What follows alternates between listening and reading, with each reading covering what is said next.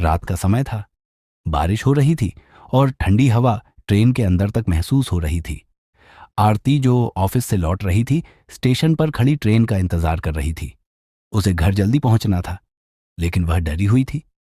पिछले महीने में कई महिलाओं के साथ चलती ट्रेन में भयानक घटनाएं हुई थीं। ट्रेन आई और वह जल्दी से खाली बोगी में चढ़ गई। अंदर बोगी लगभग खाली थी, बस कुछ लोग अपनी सीट पर बैठे सो रहे थे। आरती खिड़की के पास बैठ गई। उसने खिड़की से बाहर झांक कर देखा। हर तरफ अंधेरा था। बारिश की बूंदें खिड़की से टकरा रही थीं। तभी उसकी नजर एक अखबार पर पड़ी। उस पर बड़ी बड़ी हेडलाइंस थीं। चलती ट्रेन से महिला को फेंक कर मारा गया। ये पढ़कर आरती का दिल घबरा गया। उसने जल्दी से अखबार वापस रख दिया और खुद को शांत करने की कोशिश की।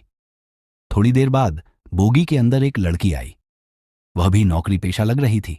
उसने चारों तरफ देखा और दरवाजे के पास वाली सीट पर बैठ गई। ट्रेन ने रफ्तार पकड़ ली और आरती ने अपनी घड़ी देखी। रात के 1:45 हो रहे थे। कुछ मिनटों के बाद दो आदमी बोगी में घुसे। उनके चेहरे गमछे से ढके हुए थे। आरती ने महसूस किया कि कुछ गलत है। दोनों आदमी धीरे धीरे दरवाजे के पास वाली लड़की की ओर बढ़ने लगे। एक आदमी ने लड़की का हाथ पकड़ लिया। लड़की मदद के लिए चिल्लाने लगी, लेकिन ट्रेन की आवाज के कारण उसकी आवाज किसी तक नहीं पहुंच रही थी।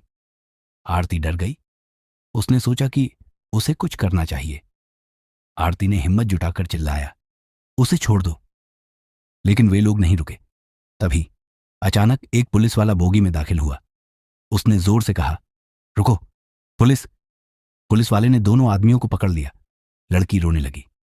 पुलिस वाले ने कहा, तुम ठीक हो? लड़की ने सिर हिलाकर कहा, हां। कुछ देर बाद ट्रेन अगले स्टेशन पर रुकी। वहां और पुलिस वाले इंतजार कर रहे थे।